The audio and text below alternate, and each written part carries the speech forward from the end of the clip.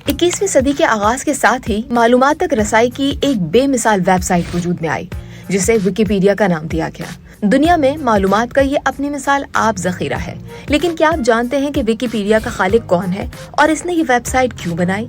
America में रहने वाले एक शख्स जिमी वेल्स को किताबों से बहुत लगाव था। वालिदैन ने बचपन में एनसाइक्लोपीडिया की किताबें खरीद कर दी। इन किताबों में महदूद मालूमात देकर वो हमेशा मायूस हो जाता था, लेकिन फिर इंटरनेट ने दुनिया भर में इनकलाब बर्पा कर दिया तो जिमी को एक जबरदस्त आइडिया आया।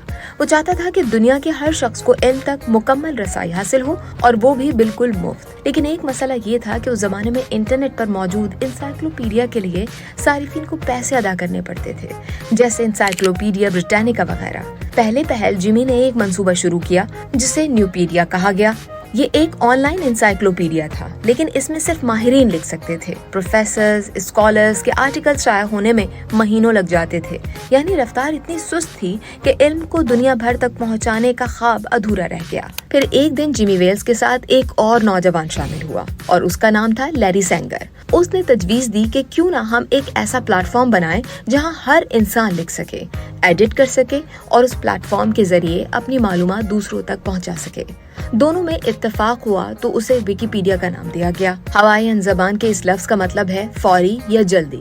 इस तरह विकी और एनसाइक्लोपीडिया को मिलाकर विकिपीडिया वजूद में आई, वो वेबसाइट जहां मवाद लम्हों में बदला जा सके। 15 जनवरी 2001 को विकिपीडिया को लॉन्च किया गया। शुरू में लोगों ने मजाक भी उड़ाया और कहा कि क्या अब आम लोग भी एनसाइक्लोपीडिया लिखेंगे, लेकिन आज देख लीजिए, दुनिया भर में लाखों अफराद मिलकर विकिपीडिया को अपडेट करते हैं। हर महीने 1.5 अरब से ज्यादा डिवाइसेस विकिपीडिया तक रसाई हासिल करती हैं।